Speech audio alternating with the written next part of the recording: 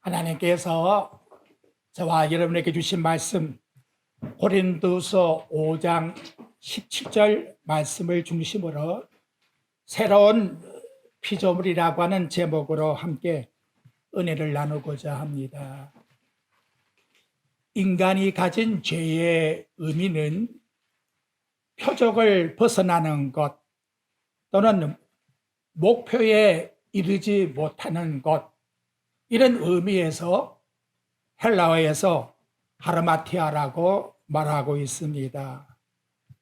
죄를 지으면 나의 마음은 하나님을 향하지 않고 다른 것에 가 있고, 나의 눈은 하나님을 바라보지 않고 다른 것을 보고 있으며, 나의 귀는 하나님의 말씀을 듣지 않고 다른 것을 들으려 하며, 나의 몸은 하나님으로 향하지 않고 세상으로 향하게 되는 것입니다. 그 결과 하나님 말씀 듣기는 들어도 진리의 말씀으로, 생명의 말씀으로 내 마음에 믿으려고 하지를 않는 거예요. 이걸 예수님께서 유대인들에게 마태복음 13장 14절에 이사야의 예언의 말씀을 통해서 인용하여 일러주고 있습니다. 너희가 듣기는 들어도 깨닫지 못할 것이요, 보기는 보아도 알지 못하리라. 이는 눈으로 보고 귀로 듣고 마음으로 깨달아 돌이켜 내게 고침을 받을까 두려워함이라. 고침을 받는 것을 도리어 두렵게 생각한다. 그 말은 그들이 지금 죄를 짓고 있는 이것이 하나님을 섬기는 것보다도 더 좋기 때문에, 그래서 오히려 하나님 말씀 듣는 걸, 고침 받는 것을 두려워한다라고 말씀하고 있는 거지요. 결국 인간은 누구를 막론하고 생명 대신 하나님 말씀보다 더 내 인간의 것을 추구하게 된다면 그때부터 하나님을 거역하게 된다라고 말씀하고 있습니다. 근데 그 근본 원인이 어디에서 나올까요? 예수님이 한 율법사가 찾아와서 묻는 질문에 대해서, 선생님, 율법에 어떤 계명이 가장 큰가요? 그때 우리 예수님께서 일러주셨습니다. 내 마음을 다하고 목숨을 다하고 뜻을 다하여 주 너희 하나님을 사랑하라 하셨으니 이것이 크고 첫째 되는 계명이라. 예수님은 하나님을 향하는 우리 믿음의 가장 베이스 기초가 뭐냐? 곧 하나님을 향한 사랑을 가지고 있어야 된다라고 하는 것을 일러주고 있다는 것이지요. 신앙생활에 누구나 문제가 생겼다. 그것은 여러분, 우리 마음속에 하나님을 향한 사랑의 문제가 생겼다는 것을 일러주고 있다는 거예요. 보편적으로 우리 인간이 하나님 앞에 죄를 범한 원인을 따지면 교만했기 때문이라 라고 이렇게 말하고 있지만, 예수님의 말씀에 근거를 삼아보게 되면 곧 하나님을 섬기는 내 마음에 사랑의 문제가 생겼다는 것을, 그래서 내 마음에서 교만이 나오게 되었다라고 이렇게 일러주고 있다는 것이지요. 여러분, 마귀가 하와에게 접근해서 하는 미혹의 말을 한번 들어봐요. 하나님이 참으로 너희에게 동상 중앙 모든 나무의 열매를 먹지 말라고 하시더냐. 여기 아프라고 하는 히브리어의 참으로 라고 하는 이 뜻이 참 오묘해요. 긍정으로 들을 때에는 우리에게 뭔가 좋게 들리는 것처럼 여길지 모르지만 그 속에는 감추인 부정이 표현되고 있다는 것을 나타내주고 있는 것이지요. 즉 하나님의 사랑을 긍정적으로 주는 척 이렇게 마귀가 미혹하면서도 하와의 마음속에는 하나님께 부정적 마음을 가져라 하는 불신을 그 말 속에다가 심겨주고 있다는 거예요. 하지만 여러분, 반대로 생각해서 진정 내가 마음을 다하고 목숨을 다하여 하나님을 사랑한다 할 것 같으면 그 안에 무슨 교만이 들어오는 마음이 생기겠습니까? 이사야는 바로 이러한 하나님을 향한 사랑을 가진 자의 삶을 이사야 40장 31절에 보게 되면 오직 여호와를 앙망하는 자라고 말씀하고 있고, 그리고 하나님을 사랑하는 자는 위로부터 새 힘을 얻게 된다고 말씀하고 있고, 마치 독수리가 날개치며 상승한 것과 같이 고달픈 인생의 삶 속에 저희들이 비록 살아가고 있다 할지라도 다른 박질하여도 곤비치 않고 걸어가도 피곤치 않는 삶을 얼마든지 살아갈 수 있다라고 이스라엘 백성들에게, 저와 여러분들에게 하나님 말씀은 일러주고 있습니다. 우리 생활 속에 한번 적용을 해보십시오. 예수님이 산상설교에 이런 말씀을 해요. 누구든지 네 오른밤을 치거든 이 오른밤을 내가 맞았어요. 그러면 무엇도 왼밤도 내어주어라. 속옷을 달라고 누가 고발을 하면 너 가지고 있는 겉옷도 주라. 억지로 너로 오리를 동행하고자 하면 너는 오리가 아니라 십리까지로 동행해라. 여러분, 이것 예수님이 우리 성도들에게 희망사항으로 그렇게 주신 것이지요? 아니라는 거예요. 하나님의 자녀의 거듭난 자라면, 새롭게 된 피조물을 가지고 있다면 바로 이러한 삶의 생활이 자연스럽게 나타나야 된다는 거예요. 목사님, 저도 그래요. 한번 생각해 봐요. 내가 오른밤이라고 맞았는데, 그럼 여러분, 저 상대방이 오른손을 가지고 내를 쳤다면 나는 후려 맞은 거예요. 그러니까 모독을 당했다는 거죠. 세상에 뭐다 해도 인격에 모독을 당하면 가만 안 있지요. 그러면 뭐예요? 내 가만히 있는 주먹이 나도 모르게 나가는 거예요. 그게 뭐예요? 범죄한 인간이 가진 본능적 자연스러운 모습이라는 것이지요. 그런데 그걸 어떻게 한다? 차단시키고 내 왼방까지를 도려내어주라고 하는 그 상태가 된다는 것. 그때 여러분, 하나님의 자녀의 마음속에 누가 어떻게 했길래 그런 마음을 가질 수가 있겠는가? 그걸 한번 생각을 해보자는 거지요. 바로 하나님의 아들이 나를 위하여 십자가상에 죽으셨는데, 나를 살리기 위하여 지옥 갈래를 대신하여 십자가에서 죽으셨는데, 내 욕정과 육신의 이 모든 것 십자가의 사랑으로 녹아져라 라고 성령께서 우리의 마음을 제동들기 때문에, 그런데 이러한 자의 표현과 이런 삶을 예수님은 세상의 소금이라, 너희는 세상의 빛이라, 이렇게 살아라고 말씀으로 일러주고 있다는 것이지요. 저희들이 하나님의 자녀의 새로운 피조물이라면 예수 그리스도의 사랑에 완전히 잠겨서 그 사랑의 본질적 진정한 진정성을 드러내는 것이 성도의 가치이자 바로 하나님 앞에서의 성도의 정체성이라고 일러주고 있다는 것입니다. 여러분, 옛날 우리 펜것이 쓴다고 잉크에다가 스펀지를 넣잖아요. 스펀지가 그 잉크 속에 탁 잠가지게 되면 그것이 썰매들면서 완전히 잉크인지 스펀지인지 알 수가 없는 그런 상태로 변해지지요. 나와 여러분이 그리스도 안에 있다는 것은 그리스도께서 내 안에 계시는 것이고, 또한 그리스도가 나를 통치함으로 말미암아 그 충만 속에서 나의 삶을 살아갈 수 있는, 내가 그리스도인지 그리스도가 난지 분간할 수 없는, 마치 스펀지가 잉크 속에 들어가 있는 그러한 상태의 모습과 같이 우리의 삶이 나타나게 된다는 것을 우리에게 일깨워주고 있다는 거예요. 그런데 여러분, 이 본질적 하나님을 향한 사랑이 빗나가게 되면 그때부터는 그 표적의 화살은 누구에게 가느냐? 다른 데 가는 것이 아니에요. 모든 것이 다 나를 향하여 들어오고 있는 거예요.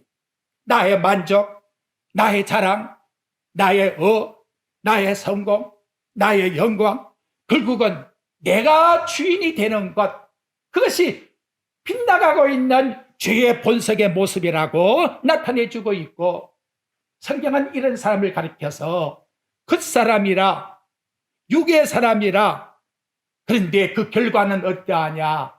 부패하고 낡아지고 닳아서 다 흙으로 돌아갈 뿐이라.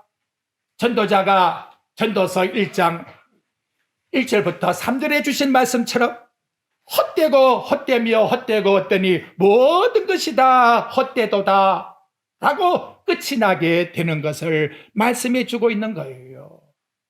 근데 여러분, 이제 더 본질적으로 한번 들어가 봅시다. 왜 하나님의 사랑을 외면할까요? 그럼 딱 결론은 한 가지입니다. 뭐냐? 예수 그리스도의 십자가의 사건을 미련하게 보기 때문에 결국은 십자가로 돌아가게 된다는 거예요.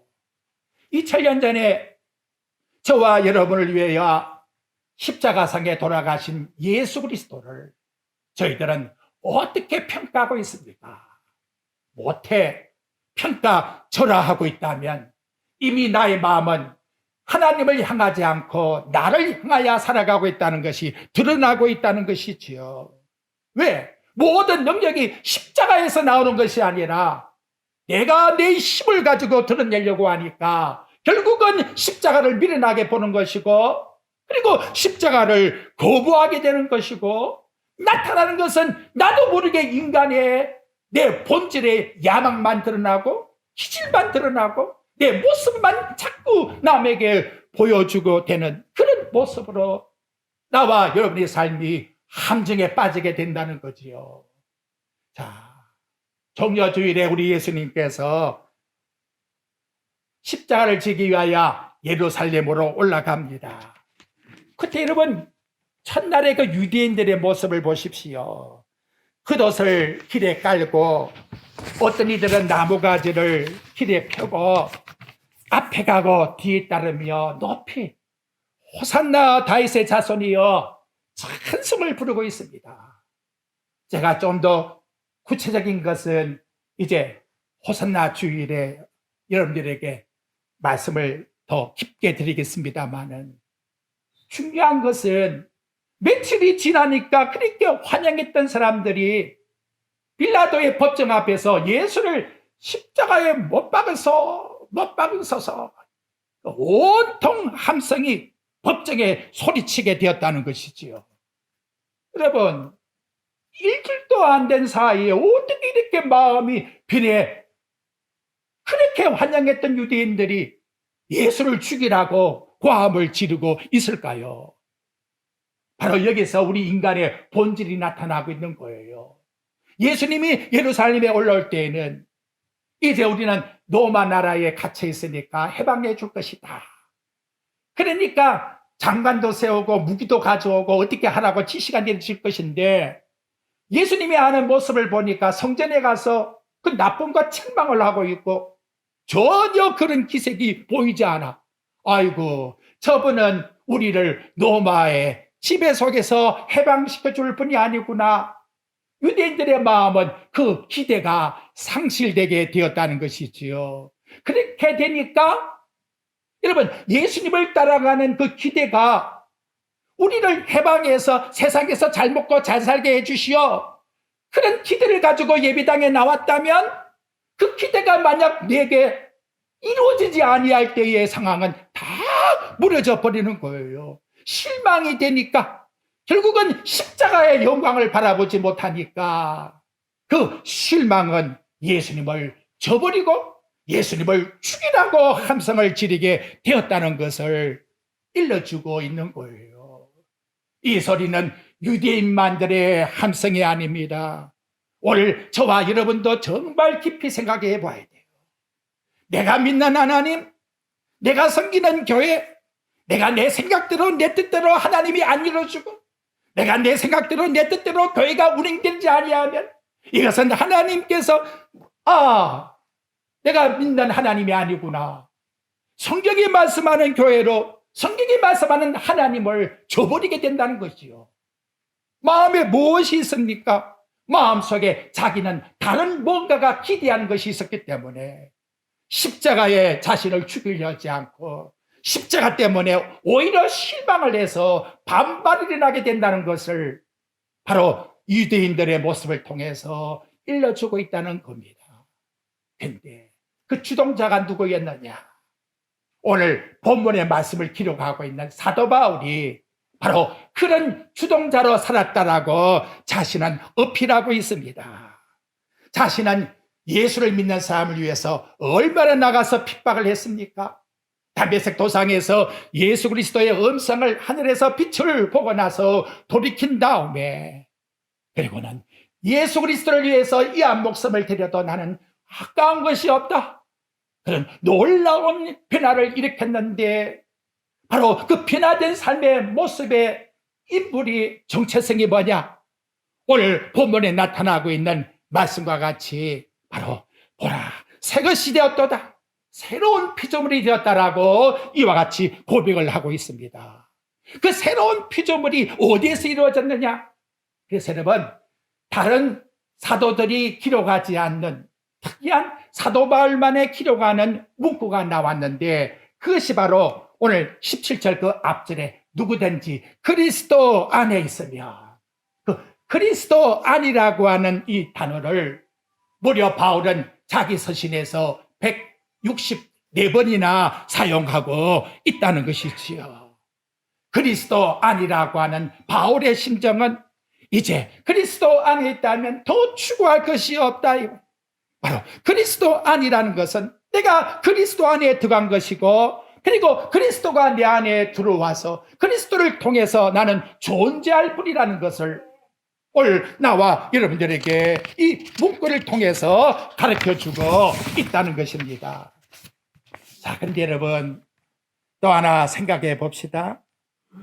그리스도 안에 저와 여러분이 살고 있지요. 한번 대답해 봐요. 그렇지요? 예, 그렇지요. 저도 예. 여러분 그리스도 안에 살고 있다고 하는 그 그리스도 안의 삶의 행복을 어느 정도 여러분은 어필하고 있습니까? 한번 표현을 지금 여러분의 마음속에서 해보세요. 아, 내가 그리스도 안에 있으니까 하나님 나에게 복을 주실 것이다. 병이 났으니까 병도 고쳐주실 것이다. 바로 그분이 십자가상에서 죽으셨으니까 내 죄도 용서 하나님께서 해주셨다. 그래서 나는 영원한 천국의 영생의 복을 누리게 된다. 다 공감할 거예요. 그죠? 저도 여러분과 같이 공감합니다. 근데 바울이 그리스도 안에 있다고 하는 이 복이란 것을 나타낼 때 어떻게 표현했느냐? 들어보세요. 영원부터 만물을 창조하신 하나님 속에 감추었던 비밀의 경륜 안에 있는 모든 복을 내가 다 누리게 되었느니라. 우리는 그리스도 안의 복을 우리 밑에서부터 자꾸 올라가려고 그래요. 내게 속한 것을 가지고서 내가 누리는 복, 그걸 자꾸만 내가 이렇게 기록을 하려고 생각하려고 해요. 그런데 바울이 말씀하고 있는 이 그리스도 안에서의 복은 하나님께서 당신의 아들에게 창세전에 감춘 그 모든 복을 다 인기해 주셨고 주셨는데 그 아들이 가지고 있는 그 복에 나를 완전히 함께 누리게 하기 위해서 그 안에 믿게 해주셨다라고 이렇게 성경은 말씀해 주고 있다는 거예요. 그래서 그리스도 안에 있는 이 복은 세상 것과는 좋게 비교할 수가 없는, 제가 이걸 생각하다가 이것이 마치 저 별을 보는 것과 같구나. 여러분 이 대낮에 별이 보입니까? 안 보이지요.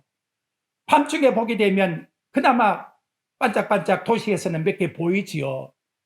그런데 저와 여러분이 그 천체만환경이라는 허블 만환경 속에 들어가서 온 우주에 있는 별을 바라본다 그렇다면 어떻게 해요? 확 놀랄 거예요. 한 번씩 그렇게 이렇게 TV에 나오잖아요. 이야, 어떻게 저렇게 천체의 은하수가 저렇게 아름다울까? 바로 이런 모습이라는 것이지요. 현재 저와 여러분이 생각할 때에는 이 땅에서 바라보는 것이 너무나 자그마해요. 바울도 여러분 이 맛을 다 못 보고 있는 거예요. 왜? 육체를 가지고 있기 때문에. 하지만 그가 하늘에 올라가 영원한 하늘나라에서 그 모습을 볼 때에는 좋게 비교할 수 없는 이 놀라운 은총의 복을 누리게 되었다는 것이지요.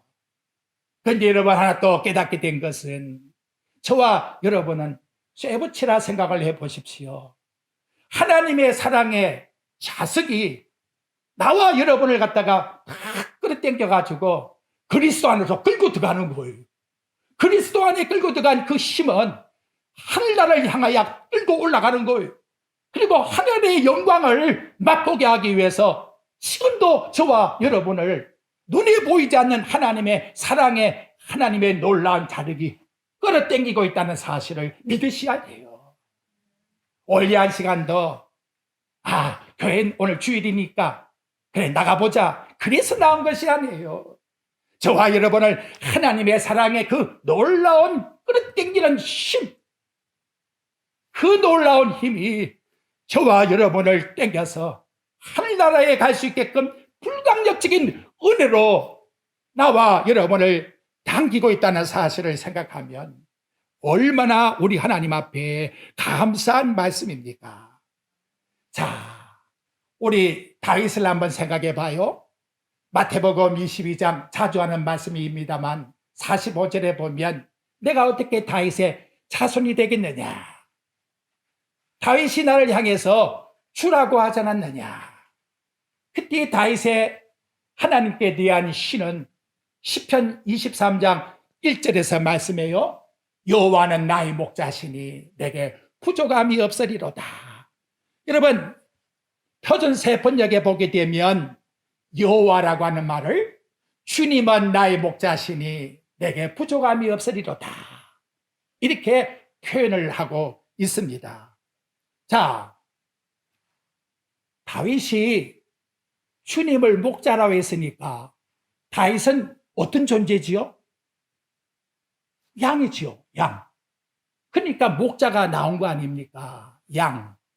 그런데 양이라고 하는 이 존재가 들판에 나가게 되면 살아남을 수 있는 존재입니까?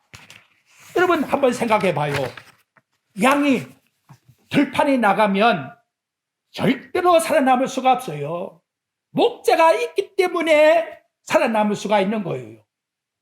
다윗이 부족함이 없다라고 하는 표현은 내가 힘이 있고 능력이 있으니까 나는 호랑이와 같으니까 표본 것 같으니까 그래서 세상에 나가도 나는 이길 수 있다? 전혀 그런 표현이 아닙니다. 나는 양이라는 거죠. 순전한 양. 나는 나가기만 하면 죽는 그런 존재라는 거예요. 그런데도 불구하고 부족함이 없다는 것은 목자가 되신 분이 누구다? 여호와. 그걸 다윗은 이미 소년 때 체험한 거예요. 물맷돌 하나를 가지고 나갔더니 여호와 하나님이 나의 목자가 되니까 골리앗 대장도 하나에 그냥 넘어가 버렸다는 것이지요. 이 놀라운 능력을 가진 하나님이 나와 함께하면 어딜 가든지 뭘 행하든지 무슨 두려움이 있겠느냐? 이것이 그리스도 안에 있는 삶의 모습에 저와 여러분이 가지고 있는 그리스도를 향한 믿음이라는 것을 저는 여러분들은 믿으셔야 됩니다. 히스기야 왕이 아수르 군대가 와서 둘러쌌을 때에 하나님께 나가 기도하지요. 근데 놀라운 것은 그날 밤에 하나님이 한 천사를 보냈는데 18만 5천 명이 다 시체가 되었더라. 히스기야 왕이 가지고 있는 그 믿음이 뭐냐? 하나님이 함께 하시면 이날 밤도 아수르 군대를 완전히 물리칠 수가 있나이다. 어제와 오늘과 영원토록 동일하신 바로 다윗이 믿은 여호와 하나님, 그 목자 되신 하나님이 저와 여러분의 목자가 되신다면 이 땅에 살아갈 때에 무슨 두려움이 있고 무슨 겁낼 일이 있겠는가라는 것이지요. 여러분의 생활 속에서, 삶 속에서 다윗이 체험하고 생활한 것과 같은 그러한 믿음의 생활 속에 체험하는 자는 두려움이 없게 된다는 것을 우리에게 일깨워주고 있습니다. 요한복음 15장 4절에 보면 예수님이 내 안에 거하라 나도 너희 안에 거하리라. 완전히 붙은 거예요. 떨어질 수가 없는 그런 상태 속에 있다는 것이지요. 자, 그렇다면 그리스도 안에 있다고 하는 그 대상자는 누가 있을 수가 있느냐? 그래서 누구든지라고 말합니다. 오늘 본문 17절에 그러지요. 그런즉 누구든지, 에이티스라고 하는 이 단어는 남녀노소 빈부귀천 누구를 막론하고 예수 그리스도를 믿는 자 안으로 들어오게 되면 바로 그 자에게는 영원한 영생의 생명을 줄 것이요, 예수 그리스도를 믿고 영접하는 자에게는 하나님께서 하나님의 자녀라고 하는 특권의 신분을 주시기 때문에 바로 이러한 복을 받는다라고 말씀하고 있다는 것이지요. 이것이 얼마나 우리에게 중요한 차이점이냐. 제가 중국어 성경을 보니까 그 그리스도 안에 있다고 하는 안자가 우리 한자로 면이라고 되어 있어요. 그래서 그 면이라고 하는 단어의 풀이가 어떻게 되어 있느냐. 공간을 구성하는 기본적 단위로서 이쪽과 저쪽을 구분하는 경계라. 그것이 바로 면이라고 하는 뜻이에요. 여러분, 천국과 지옥의 경계선이 뭐냐 이 말이에요. 누가 천국 가고 누가 지옥을 갑니까? 어디에 결정권이 내려집니까? 그것이 여러분 그리스도 안에 있느냐 그리스도 밖에 있느냐, 여기에 따라서 결정권이 내려진다는 것을 말씀해 주고 있다는 것입니다. 우리가 일반적으로 생각하게 되면 예수를 믿고 하나님이 우리 성화생활, 거룩생활을 본 다음에 그리고 결과에서 채점을 한 다음, 아, 너는 천국 가야 되겠다, 너는 지옥 가야 되겠다, 그렇게 판정하는 게 아니에요. 그 잘못된 교리를 믿지 마세요. 십자가상에 구원받은 강도에게는 성화의 삶이라는 것은 없어서요. 그는 바로 그리스도를 마지막 죽는 그 순간의 믿음으로 너 오늘 나와 함께 나도 있으리라. 강도가 얼마만큼 거룩하게 살았으니까 채점을 받아 천국 간 것이 전혀 아니라는 것을 우리에게 말씀으로 가르쳐주고 있다는 거예요. 바로 이 안과 밖이란 뜻은 여러분 노아의 방주 사건을 한번 보십시오. 노아가 방주를 지어 방주 안에 들어간 것과 그리고 들어가지 못한 자의 그 차이점은 홍수가 나서 심판할 때에 완전히 드러나게 되었다는 것을 바로 하나님은 사건을 통해서 우리들에게 나타내주고 있는 것입니다. 이러한 삶의 생활이 진정으로 나와 여러분들에게 인간의 어떤 보수로 선행으로 이루어진 게 아니라는 사실을 안다면 우리는 모든 생활에 오직 그리스도의 십자가만 자랑할 것이고 그분 앞에서 겸손하게 주신 그 은혜 속에서 살아가게 될 것입니다. 바로 그러한 마음을 가진 자는 베드로 사도가 그 변화산에서 한 말이 있잖아요. 예수님이 그 본리의 형체의 광채로 쫙 바뀌어질 때에 얼마나 그 신비가 아름다웠으면 예수님, 우리가 여기 있는 것이 좋사옵니다. 주님이 원하신다면 저희가 초막 3개를 준비해서 하나는 주님께, 하나는 모세에게, 하나는 엘리야를 위해서 드리겠나이다. 우리에게는 초막이 없어도 괜찮아요. 그죠? 그 변화된 우리 예수님의 그 모습 안에서만 내가 살 수만 있다면, 여러분 이러한 마음을 가지신다면 험악한 세상이랄지라도 기뻐할 수 있고 만족할 수 있고 감사할 수 있는 거예요. 그 하나님의 놀라운 영광의 광채가 내 심령 속에서 천국을 바라보는 소망 가운데 살아가게 된다면 우리는 어떠한 삶 속에서도 저와 여러분은 절제하며 감사하며 살아갈 수 있는 겁니다. 그래서 베드로 사도의, 그래서 사도 바울의 좌우명이 뭐냐? 그리스도 안에 살아도 주를 위하여 살고 죽어도 주를 위하여 죽나니 그리스도 안에서 사나 죽으나 주님의 것이라고. 주님의 것이기 때문에 나는 이 보배를 질그릇 안에 가지고 있기 때문에 사방에서 우겨쌈을 당해도 쌓이지 않고 답답한 일을 내 마음속에 당해도 낙심하지 않고 박해를 당하여도 버림받지 않고 거꾸로 트림을 당해도 거꾸로 미달아나도 망하지 아니하고 나는 예수 그리스도의 죽음을 몸에 짊어짐으로 예수 그리스도의 생명이 또한 내 몸에서 나타나게 하려 함이라고 이와 같이 말씀해 주고 있습니다. 사랑하는 성도 여러분, 우리가 가지고 있는 믿음은 영원한 영생을 나타내는 생명의 씨앗이에요. 여러분이 저 바닷가에 가 보십시오. 거대한 바다가 몰려 들어와도 그 바다에 조그만 튀어나와 있는 바위덩어리는 절대로 부서뜨리지를 못해요. 분명히 없어져야 되겠는데 이유가 뭐죠? 그 바위덩어리는 밑에 육지에 뿌리를 받고 있다는 거지요. 저와 여러분들은 하늘의 통치를 받고 있는 거예요. 세상에 살고 있다 할지라도 하나님이 허락지 아니하시면 내 머리털 하나도 떨어지는 법이 없어요. 하나님이 허락지 아니하시면 지난주에 드린 말씀과 같이 동전 몇 개도 절대로 내 지갑 속에서 나갈 수가 없다는 거예요. 이것이 바로 하나님의 주권이요 하나님의 통치이기 때문에 우리를 사랑하신 이로 말미암아 우리는 넉넉히 이긴다라고 로마서 8장 37절에서 말씀해 주고 있습니다. 오늘 주신 말씀을 이제 간추립시다. 새로운 피조물의 성도는 누구에게 소속되어 있지요? 고린도전서 3장 23절에 보이니까 너희는 그리스도의 것이요. 우리 한번 따라해 봅시다. 나는 그리스도의 것이다. 이것이 바로 새로운 피조물의 정체성 신분이에요. 신분. 다음 두 번째, 내 삶의 방향은 어디를 향해 갈까요?